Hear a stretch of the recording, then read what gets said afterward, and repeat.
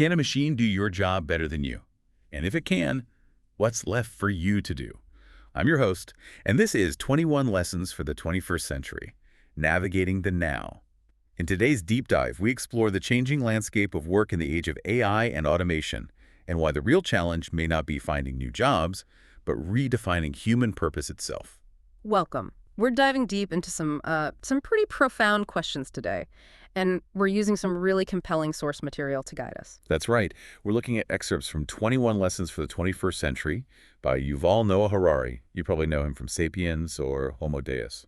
Exactly. And our mission today really is to try and unpack this, to cut through some of the hype and, understand what the potential impact of AI and automation on work actually is. And figure out what insights are genuinely important for you, the listener, to sort of get a handle on this. It's changing so fast. It really is. And the source material gets right into this core tension, doesn't it? This question of, okay, are we facing massive job losses, or is it like previous times? Yeah, the historical perspective, we've had these scares before, right? Think about the Luddites back in the 19th century smashing machines because they feared losing their jobs. And historically, those fears, well, they didn't fully play out like people expected. Automation happened, jobs were lost, sure, but new jobs emerged. Usually leading to, more productivity, overall prosperity. That's been the pattern. But the source asks this really crucial question. What if this time it's actually different? That's the challenge, isn't it? Why might the old rules not apply anymore? Okay, so let's dig into that. What made past automation manageable? Why could we adapt? Well, mostly past automation was about physical labor. Machines took over repetitive tasks, stuff you do with your hands in fields and factories. Right. And humans still had the edge when it came to cognitive skills. Exactly. Learning, analyzing, communicating, understanding emotions. That was our domain. So as physical jobs went away, service jobs popped up that needed those mental abilities. But the argument now, from the source, is that AI is starting to encroach on that cognitive territory. Precisely. AI is showing it can do things we thought required human intelligence, even intuition or emotional understanding. And the worry is, there isn't an obvious next domain for humans to retreat to. It's not just about doing calculations faster. The source links this to something bigger, this combination of infotech and biotech. Yeah, this is where it gets really interesting and maybe a little unsettling. How so? Well, advances in understanding the brain in behavioral economics, they're allowing us to sort of hack humans, as Harari puts it. We're starting to see that things like intuition aren't magic. They're what? Yeah. Biochemical algorithms. Kind of, yeah. Really complex pattern recognition and probability calculation happening in our brains based on our biology and experiences. So that gut feeling a driver has, or a banker sizing someone up, that's just rapid biochemical processing. That's the idea. And the thing is, our internal algorithms aren't always perfect. They use shortcuts, they have biases. And AI, though, with sensors, Could potentially analyze facial expressions, voice tone, tiny physical cues. much more reliably than we can. It could read the biochemical signals linked to emotions or intentions more accurately. So an AI might genuinely be better at telling if someone's trustworthy or stressed or likely to make a certain move. That's the potential Harari points to. It's not just smarter tech. It's tech that understands us, our biology, maybe better than we understand ourselves, and uses that to outperform us. And it's not just one AI versus one human, is it? There's this other advantage AI has. Connectivity and updatability. Right. Humans are individuals. It's hard to get millions or billions of us perfectly coordinated or updated instantly. But AIs can be networked. Exactly. They can form a single integrated system. The source uses the self-driving car example. You don't compare one human driver to one AI car. You compare the whole system, all the human drivers versus all the networked AI cars. Right. Two connected AI cars approaching a junction. They're part of the same algorithm. They know what the other is doing. They shouldn't collide. And if rules change, boom, update the whole network instantly. That updatability, wow. Like the AI doctor example, too. Yeah, imagine millions of AI doctors connected globally. A new disease pops up, a new treatment is found.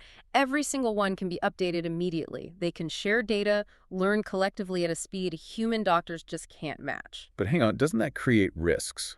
Like Yeah. losing the value of different opinions? Or what if there's a bug in the central system? That's a fair point. But the source suggests you can still have diversity within the network. An integrated system can run multiple different algorithms, so you could consult, say, 100 different AI doctor algorithms via your phone. Ah, so you get the network benefits, instant updates, shared learning, but still retain some choice in comparison. Potentially, yes. And the societal benefits could be absolutely massive. Better healthcare for billions, drastically fewer traffic deaths. The source mentions over 1 million traffic deaths a year globally, over 90% due to human error. If AI driving cuts that by, say, 90%, that's nearly 1 million lives saved annually. It's hard to argue against that kind of benefit, which leads to Harari's point about Protecting humans, not jobs. If automation saves lives on that scale or brings healthcare to everyone, that has to be the priority, even if it means drivers or doctors need to find new roles. okay, so where might those new roles be? Are any jobs relatively safe, at least for a while? Well, the source suggests jobs that need a really wide mix of skills, dealing with unpredictable stuff, and especially combining cognitive abilities with physical and emotional skills. Like the nursing example. Exactly. An AI might diagnose a condition from a scan better than a human doctor, maybe, but a nurse giving an injection, changing a dressing, calming a scared patient, that blend of motor skills and empathy is harder to automate. So the whole human care sector, childcare, elder care, health support, that could be a kind of human bastion. It seems likely to grow, yeah, especially with aging populations. It requires that hands-on, emotionally attuned presence. What about creativity? Yeah. Art, music. That feels uniquely human. It feels that way initially. People want human artists, right? Even if we stream the music. But there's a but. There's a big but. Harari argues that long-term, maybe nothing is totally safe. If art is fundamentally about manipulating human emotions, Which you just said we're understanding as biochemical processes. then could an AI, analyzing our biometric data, our listening habits, our moods, become better at pushing our emotional buttons than a human artist? Wow. So an AI could look at my data and know exactly what sequence of notes or images will make me feel nostalgic or energized or calm, tailored just for me. That's the idea, especially with music, because sound waves and neural responses can be, mathematically analyzed. An algorithm could learn how different musical patterns affect billions of different biochemical systems, people. So it could craft the perfect playlist for my specific emotional state right now. Maybe even tweak songs on the fly based on my reaction. Or even compose entirely new melodies designed for maximum emotional impact on me personally. The source mentions the objection about losing serendipity, finding things by chance. Yeah, I don't want an algorithm just feeding me stuff I already like. Right. But you could just tell the AI, hey, include 5% random recommendations or optimize for novelty today. The system can be adjusted. And what's the AI's goal? To make me happy. Yeah. Or something else. That's another fascinating point.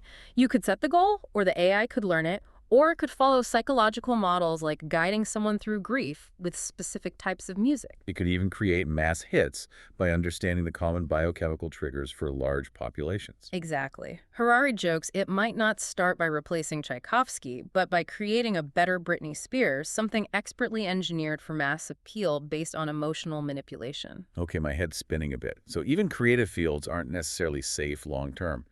But surely new jobs will be created by all this tech. Oh, absolutely. The source definitely acknowledges that. We'll need people to research and develop AI, maintain the systems, handle cybersecurity, analyze the data, maybe remotely pilot drones or robots in tricky situations. And there's the idea of human-AI collaboration, right? Like those Centaur chess players.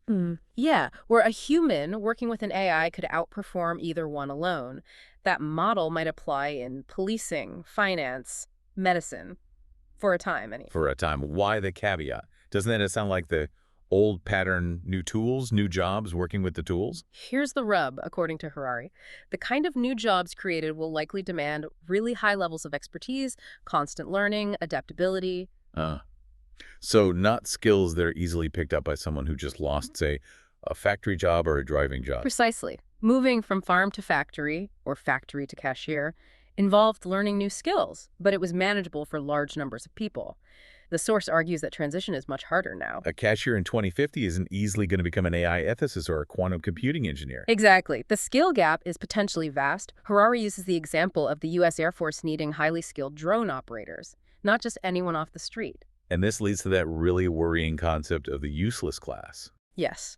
A large segment of the population who are not just unemployed, but whose skills are fundamentally irrelevant to the new economy. They lack the necessary expertise. That's a stark comparison Harari makes between 19th century horses and wagon drivers. Right. The horses became economically useless. The drivers, many could adapt to driving cars or trucks. The fear is that many humans in the future face the fate of the horses, not the drivers. And even if you can retrain, the pace of change is relentless. Your new skill might be obsolete in 10 years or 5. That's the volatility issue. You might have to reinvent yourself completely multiple times. Imagine being a 40-year-old cashier, retraining as a drone pilot, then finding that job automated 10 years later. What next? It makes things like unions, stable careers, really difficult to imagine. Very much so, especially in a potential future dominated by gig work and short-term contracts. You mentioned the Centaur chess teams were maybe temporary. What happened there? Well, eventually, pure AI, like AlphaZero, surpassed them. And AlphaZero learned chess from scratch in just hours, developing moves human grandmasters described as creative, even alien. 4 hours, learning create a strategy. Yeah. And if AI can demonstrate that kind of emergent creativity and intuition, even in a structured game like chess, Harari suggests it's a signal for how quickly things could change in other fields where we thought human judgment or creativity was key. So it's not just about the skills gap. It's the sheer mental toll of constant change. The source talks about a potential epidemic of stress. The useless class might emerge not just from lack of jobs, but lack of the mental stamina to keep adapting, keep learning, keep reinventing. Okay, this is sobering. Yeah, But the source acknowledges this isn't inevitable, right? It depends on choices we make. definitely. Harari wrote this in early 2018. Things are still in flux. He stresses that the future depends on political and cultural choices, not just technological determinism. But complacency is the real danger. Because the stakes are so high this time? Higher than the Industrial Revolution, he argues. We face existential risks: nuclear war, climate change, bioengineered threats that they didn't. We can't afford a century of messy, painful trial and error like last time. You need better models, faster. So what are the possible paths forward that the source outlines? Broadly, 3 categories. Try to prevent the job loss, focus on creating new jobs, or figure out how to cope if job loss really outpaces creation. Preventing job loss, slowing down automation. It seems unattractive because you lose the benefits, like saved lives. But Harari notes it is possible through regulation. We regulate markets for human organs, for instance. Even though a free market might exist technologically, we could choose to slow AI deployment. And creating new jobs. That requires huge shifts in education, lifelong learning becoming the norm. Maybe government support for retraining, stronger safety nets. He mentions the Scandinavian model and protect the workers through transitions, not the old jobs themselves. But the mental stamina issue pops up again there. It does. Can everyone really keep retraining indefinitely? Which leads to the third option: coping with mass irrelevance. Finding new ways to structure society if large numbers of people aren't needed for traditional work. Yes. And our current models, like capitalism or communism, aren't really designed for this. Communism thought exploitation, but what if the problem is irrelevance? How do you organize a working class if there isn't one? What about the idea that humans will always be needed as consumers? Doesn't the economy need us to buy stuff? Harari challenges that too. He points out algorithms are already major clients, trading stocks, influencing web design via search rankings. Theoretically, you could have an economy of robots and AIs producing and consuming services for each other. So if we're not essential as producers or even primary consumers, what's the goal? Protect humans, not jobs. Focus on ensuring everyone's basic needs are met. They have social status, self-worth, avenues for meaning. Many jobs are drudgery anyway, right? So maybe freeing people from those jobs could be good if we handle the transition right. This brings us to things like UBI. Universal basic income. Yeah. Governments taxing the huge wealth generated by tech and distributing a basic stipend to everyone. It's a safety net, maybe reduces inequality, perhaps supports valuable unpaid work like caregiving. And the alternative or complementary idea, universal basic services, UBS. Right. Providing essentials like healthcare, education, transport for free, funded by taxes, different mechanisms, similar goal of covering basic needs, sort of like a communist utopia achieved via capitalist tech wealth, maybe? But the source flags 2 massive problems with both UBI and UBS.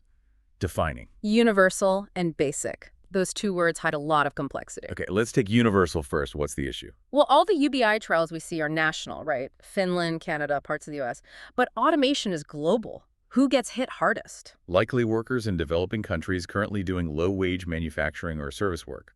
Textiles in Bangladesh, call centers in India. Exactly. And as AI and things like 3D printing advance, those jobs could vanish. But the wealth created by that automation, it flows mainly to tech hubs in rich countries. So the traditional path for development leveraging cheap labor might just disappear. That's the fear. That bridge could collapse before developing nations have time to build the education systems needed for their people to compete in a high-skill AI economy. And politically, would voters in, say, California agree to tax Google and Facebook to send UBI checks to unemployed workers in Bangladesh? Harari is pretty skeptical. He frames it as a huge political hurdle.